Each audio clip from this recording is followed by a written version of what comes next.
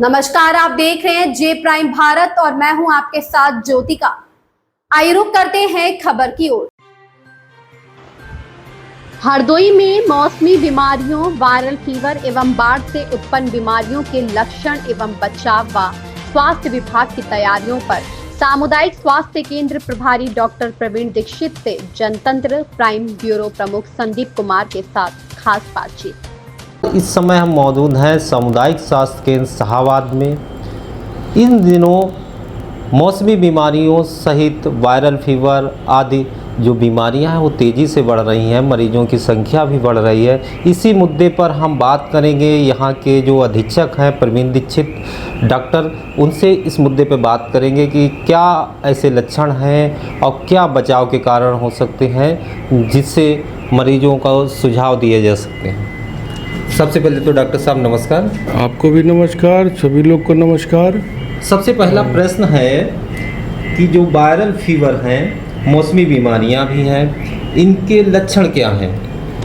देखिए, इस समय जो बरसात का सीज़न चल रहा है और इसके अलावा आप एक चीज़ और नोटिस कर रहे होंगे कि सुबह का टेम्परेचर दोपहर का ज़्यादा रहता है और रात में टेम्परेचर कम हो जाता है। तो जब भी दोपहर और रात के टेम्परेचर में कम से कम 8 से 10 डिग्री सेल्सियस का अंतर आता है तो वायरल इन्फेक्शन के चांसेस ज़्यादा बढ़ जाते हैं। उसके लिए हम लोग को ये करना होता है कि जो भी अपनी इम्यूनिटी इम्प्रूव करने के लिए जो भी आवश्यक चीज़ें हैं, जैसे घरेलू कुछ उपचार होते हैं, नींबू का सेवन किया जा सकता है, लिक्विड डाइट ज़्यादा लें, बाहर का कोई भी खाना वगैरह ना खाएं। तो प्रयास यही करें कि पहले तो घर का भोजन लें और पानी ज़्यादा से ज़्यादा पिएं। रही बात मौसमी बीमारियों की, तो बरसात में सभी को पता है कि मच्छर बढ़ जाते हैं, मच्छरों का प्रकोप बढ़ जाता है, मक्खियों की संख्या बढ़ जाती है। तो खाना पानी ये सब ढक के रखना चाहिए जिससे उससे मक्खियाँ ना लगें। इसके अलावा जो मच्छर हैं, मच्छर के लिए यही कहूँगा कि prevention is better than cure.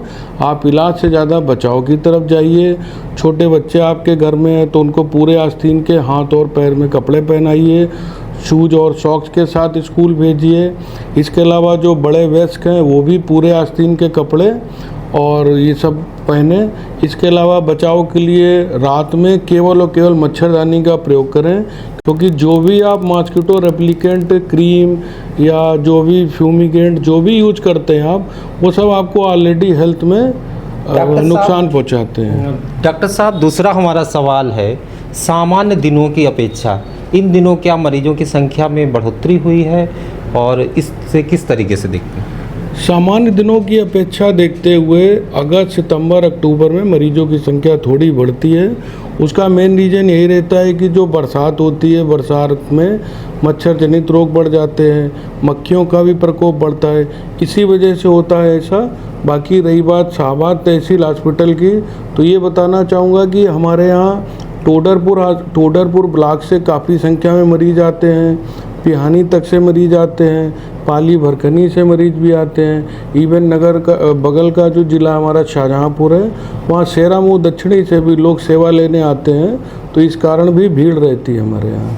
तीसरा सवाल हमारा ये है कि कैसे पहचाना जाए कि ये मौसमी बीमारी है या वायरल फीवर है या टाइफाइड या कोई अन्य बीमारी है? देखिए, वायरल इन्फेक्शन की बात करें तो वायरल इन्फेक्शन के लक्षण यही होते हैं कि सर दर्द होना, थकान लगना और शरीर की मांसपेशियों में दर्द होना, और इवन ये तक हो जाता है कि सारे जो शरीर के हड्डी के जोड़ हैं उनमें भी दर्द होता है। आप लक्षणों के आधार पे किसी को स्पेसिफिक नहीं कह सकते हैं कि ये वायरल है, बैक्टीरियल है, फंगल है या कोई अन्य बीमारी है। उसके लिए आपको केवल और केवल डॉक्टर का ही परामर्श लेना होगा, तभी आप जान पाएंगे कि ये किस चीज़ की टाइफाइड है, मलेरिया है, टीबी है, डेंगू है या सामान्य वायरल बुखार है।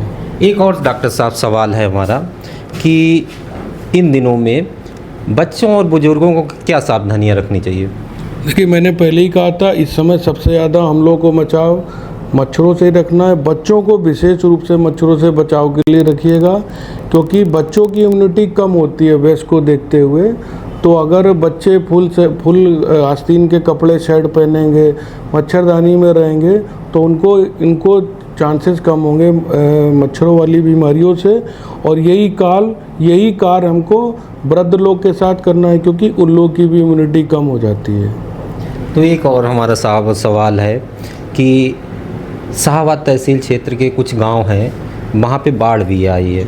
बाढ़ से जो बाढ़ के पानी आने के बाद और पानी जाने के बाद भी जो बीमारियां होंगी, उन्हें किस तरीके से आपके द्वारा क्या सार्थक कदम उठाए जा रहे हैं बचाव के लिए? जी, मैं आपको बताना चाहूँगा, मैं और खंड विकास अधिकारी जी द्वारा कम से कम 4 से ज़्यादा निरीक्षण सभी बाढ़ प्रभावित गाँवों में किए गए, जिनके अंतर्गत वहाँ पे जो आशा उपलब्ध है उनको निर्देशित किया गया है कि आप 24 घंटे बाढ़ प्रभावित क्षेत्र में ही निवास करेंगे, जिससे कि ग्रामवासियों को कोई भी गर्भवती को समस्या हो या और कोई समस्या हो तो तत्काल उसका निदान हो सके। इसके अलावा आपके चैनल के माध्यम से बताना चाहूँगा कि आशा के पास पूरी किटें उपलब्ध करा दी गई हैं दवा की, सभी प्रधानों को दवा की किटें दी गई हैं। इसके अतिरिक्त हमारे यहाँ एक टीमें लगाई गई हैं, जिसमें एक CHO और आशा है जो कि वहाँ प्रतिदिन जाके कैंप करती है और उनको वहाँ पे दवा वितरण करती है। इसके अलावा क्लोरीन टेबलेट का ही वितरण हो रहा है, क्योंकि पानी अगर बाढ़ में साफ़ नहीं पिया जाएगा तो उससे बहुत ज़्यादा दिक्कत होती है। तो उसके लिए क्लोरीनेशन वाले डेमो भी दिए जा रहे हैं, क्लोरीन टेबलेट का वितरण भी किया जा रहा है।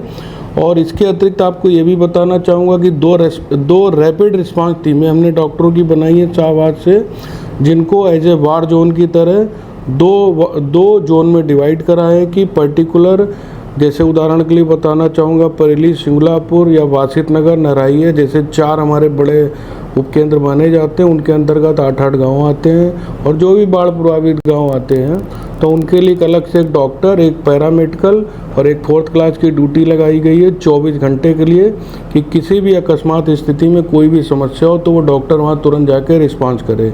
इसकी पूरी सूचना SDM साहब को, हमारे जिलाधिकारी महोदय को और हमारे मुख्य चिकित्सा अधिकारी सर को दी जा चुकी है। साहब कि जो बाढ़ प्रभावित लोग हैं उन्हें मरीज लाने में यहाँ CSC में समस्याएं बहुत होती होंगी वहाँ से, क्योंकि पानी भरा है गलियों में। तो एक ऐसी क्या सुविधाएं हैं आपके द्वारा कि वो मरीज आसानी से CSC आ सकते हैं? देखिए, इसके लिए सरकार द्वारा 102-108 एम्बुलेंस की व्यवस्था की गई है और अभी फ़िलहाल ऐसा ही कंडीशन नहीं कि वहाँ किसी भी गांव तक एम्बुलेंस ना पहुँचे। और अगर ऐसी कोई कंडीशन बनती भी है तो हम लोग लगातार उपजिलाधिकारी शाहबाद, नायब तहसीलदार उनके टच में रहते हैं, प्रधानों के टच में रहते हैं कि अगर इनके ऐसी कोई दिक्कत आती है तो उसको ट्रैक्टर के माध्यम से या 102-108 के माध्यम से इवैक्यूएट हर हाल में किया जाए, जिससे उनकी जनहानि को बचाया जा सके। इसके अलावा मैं अपना नंबर भी आपके चैनल के माध्यम से बताना चाहूँगा, 9839 371 371। किसी भी शाहबाद वासी को कोई भी किसी तरीके की समस्या हो, बाढ़ क्षेत्र की हो, चाहे सामान्य बीमारी की कोई समस्या हो, अस्पताल रिलेटेड समस्या हो, स्वास्थ्य संबंधी समस्या हो, मुझे किसी वक्त आप कॉल कर सकते हैं। तो ये थे हमारे साथ सामुदायिक स्वास्थ्य केंद्र शाहबाद के प्रभारी अधीक्षक डॉक्टर प्रवीण दीक्षित। नमस्कार, संदीप कुमार, जनतंत्र प्राइम भारत, हरदोई। इस खबर में बस इतना ही। बने रहिए J प्राइम भारत के साथ।